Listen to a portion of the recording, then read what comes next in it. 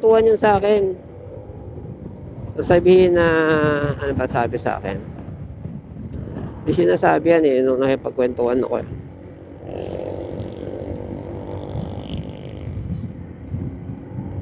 Sabay alok. Nag-aalok pala yan ng lupa.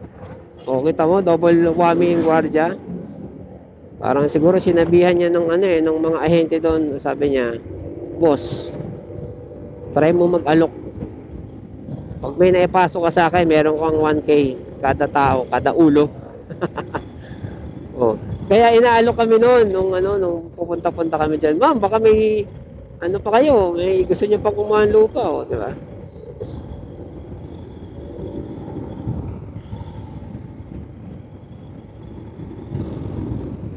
Kung ganito lang ba lahat ng kalsada sa Pilipinas, no? Ayahay ang buhay.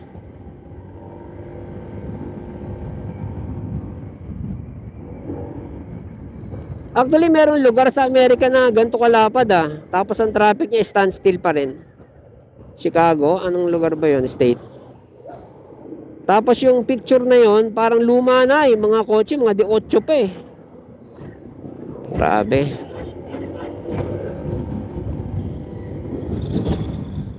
Diba nagsabi na ako ng mga ways to improve traffic condition. Sabi na ako nun eh.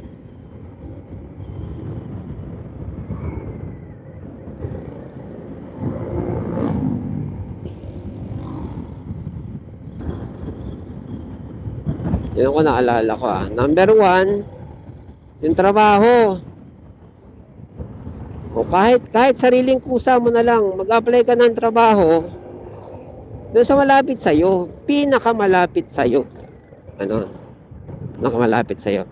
Siyempre, ang tao, ang instinct niya, lalo na may pamilyang binubuhay, may asong binubuhay, may pusang binubuhay, apartment binabayaran, etc. Sarili mo binubuhay, nakabukod ka, yan. Ang instinct mo, doon ka sa mas malaki. Ang problema ngayon, minsan, sa amin, sa aming kondisyon, kung sino mas malayo, siya yung mas malakas ang sweldo, malaking sweldo. For example, pag ako dyan sa sentro mo ng trabaho, ang rate ng probinsyal. Para ka nagtrabaho sa Cebu, Cavite, kung saan man. Probinsyal, ang baba. Pero konting tawid na lang, parang tipong dyan sa Santa Lucia bande, yung hindi Robinson pala, hindi Santa Lucia.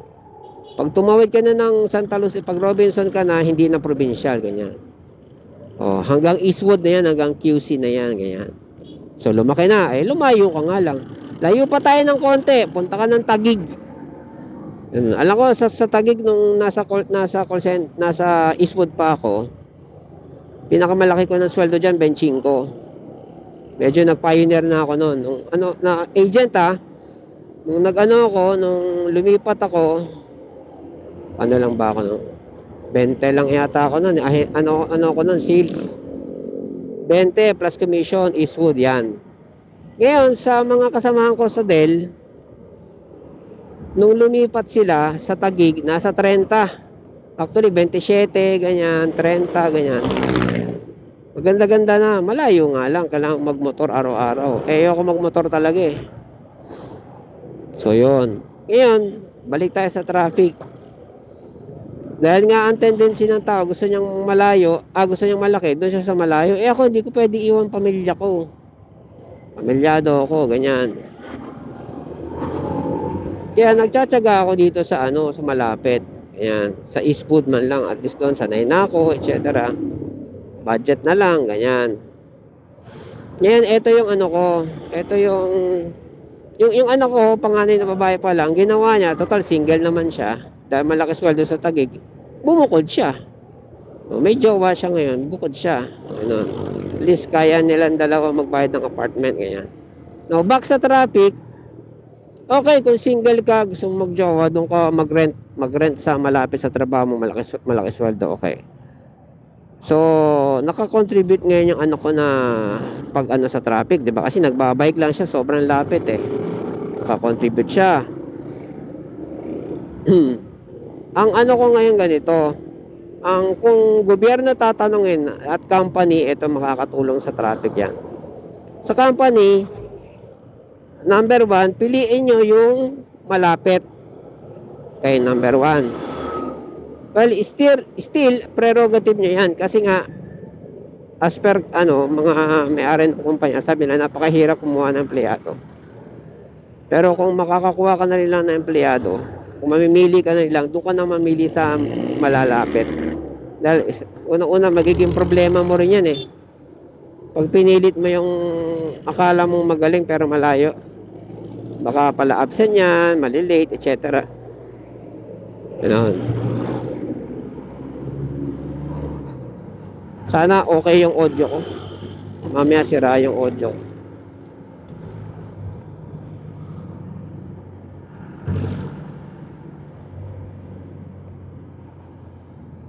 Salita ako mag-isa rito, wala palang audio.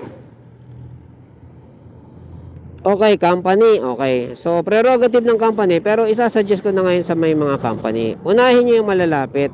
Yan. Unahin nyo i-employ. Prioritize nyo. Kung mayaman kayo, incentivize nyo yung malalapit. Ganyan.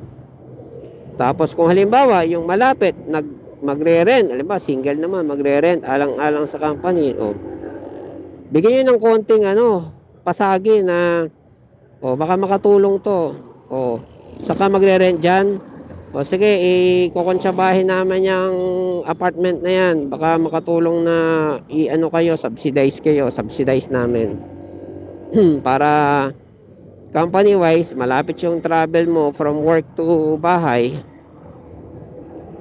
And vice versa, di ba? Bakit kailangan gawin yun? Kasi the lesser the road travel, the better the traffic condition will be in general.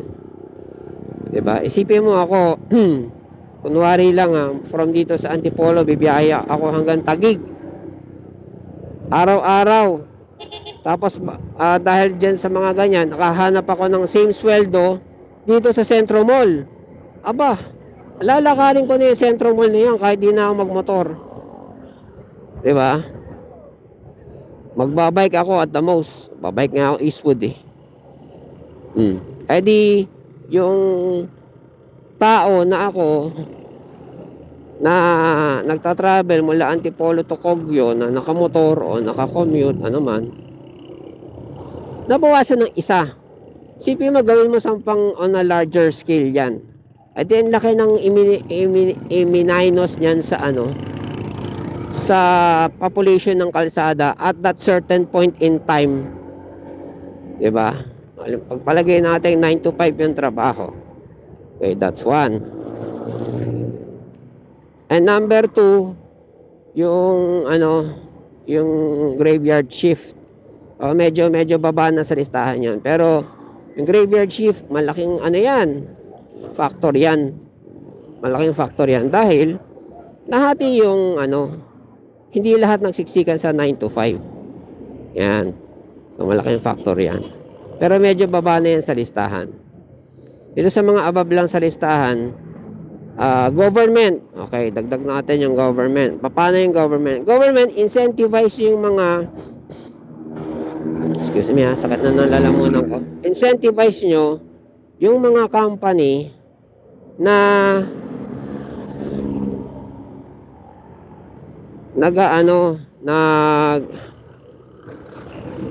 mga company na nag-hire. Putik mo kung aksidente yun naiwan na pala, shucks. Incentivize nyo yung mga company na nag-hire ng malapitan. Ganon. Tapos questionin nyo, hindi mo naman kailangan pagmultahin or what questionin nyo yung mga nag-hire ng malayuan. Ganon. Parang hindi naman question na hoy, parang lang, parang itong nito, ang layo nito you have any particular reason bakit nyo hinar itong napakalayo? Ayan. Wala ba kayong branch sa Antipolo? Baka may branch kayo, doon nyo na lang siya ilagay. Ganyan. Para the lesser the people who travels, mali na naman, dinaanan ko pa yan. The lesser the people who travels the road, the better the traffic condition will be. Para yung mga totoong gagamit ng kalsada, like yung mga commodities, maganda yung biyahe, hindi mata-traffic. Especially commodities, isa sa nakakamahal yan yung ang hirap ibiyahe, ang mahal ng krudo, ang tagal ng biyahe, etc. etc. Dahil traffic. So government may factor, yung company may factor, yung tao may factor. Siyempre mag-apply ka sa mga malalapit sa'yo. And then yung tao naman, paano maging factor yung kung single ka, mag-rent ka dun sa malapit sa kagaya ginawa ng ko. Kung pamilyado ka, mag-budget ka na lang dun sa pang malapitan. Budgetin mo na lang, mag-sideline ka, mag-online ka, kung ano man. Online business ka, kung ano man.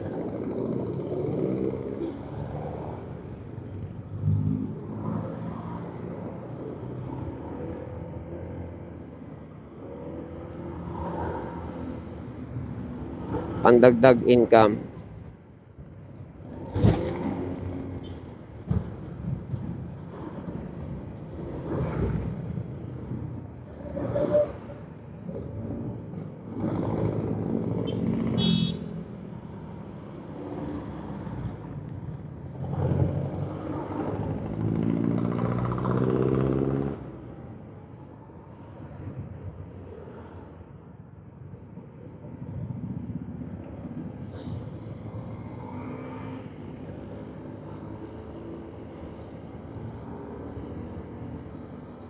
Kasi bukod sa sa malaki kakainin yan sa oras mo ng buhay mo. Araw-araw pag na-accumulate yan, kahit plus 1 hour lang yan.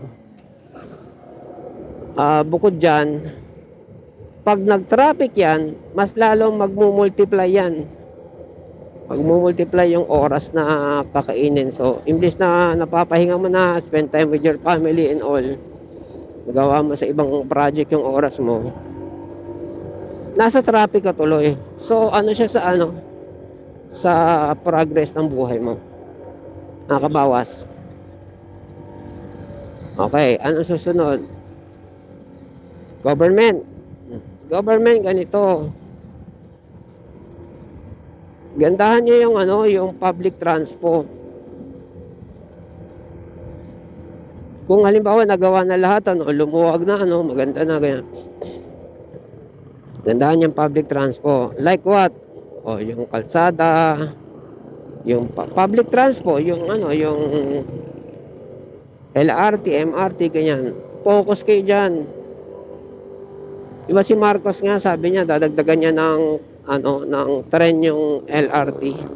Dadagdag siya ng, 7, 15, ganyan.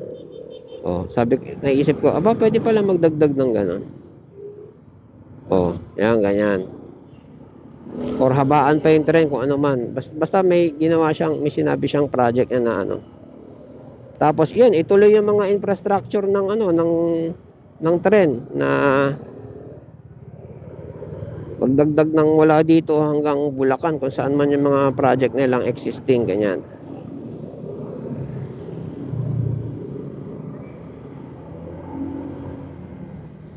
Gawin yung madali yung public transport. Yun ang ibig kong sabihin. Gawin yung madali.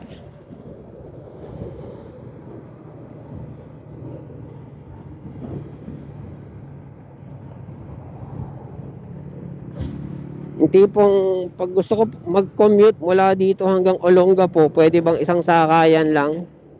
Tipong ganon.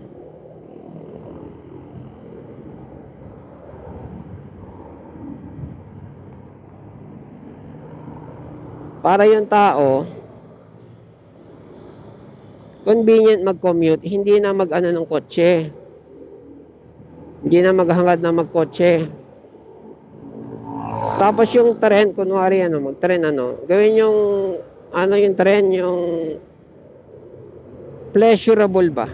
Yung parang sasabihin ng tao, ba't pa bibili ng kotse? Sarap-sarap ng naka LRT naka-relax ka lang may TV pa may charging port pa May libre pang merienda, oh. Ang ganda pa, sexy pa ng ano. Meron pang stewardess, oh. O pwede ka pa matulog, pwede mo mga ganun ba? Oh, bibili akong kotse, magma-monthly pa ako niyan, mag-ano pa ako, may maintain pa ako ito. Para mapapagano na yung tao, ganun. Which is may gumagawa na raw ng ganun sa Baguio. So very good 'yan.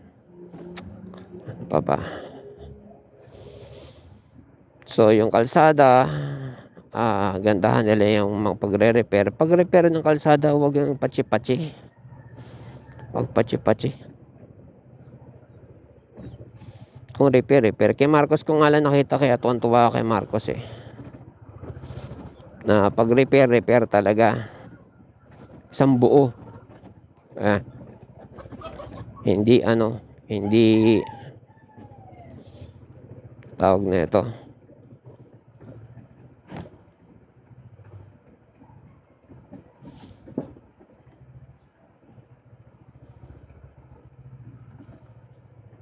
Hindi patsi-patsi. Anyways. So, see you later, alligator. Ay, sandali. May pakikilala pala ako sa inyo.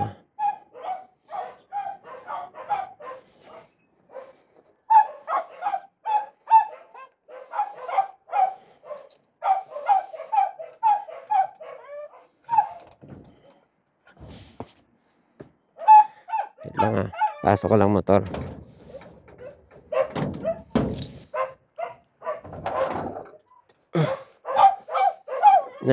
Kumapit siya sa akin nung nasa site ako.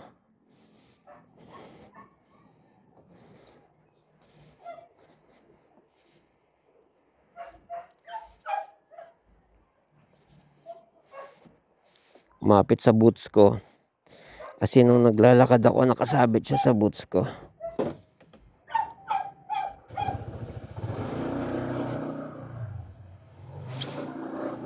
So ginawa ko, sinakay ko siya sa bike. Iba tayo yun. Naalala ko dito sa bahay, meron akong bird cage. Lalagay ko na. Kasi mga killer tong mga to eh. Ang mga yan, killer yan ng maliit. Malaki hindi nila kaya. Hanggang maliit lang kaya nila. Instinct na nila yan. Sana ko lang kita. Tae. Ay, yung ball niya.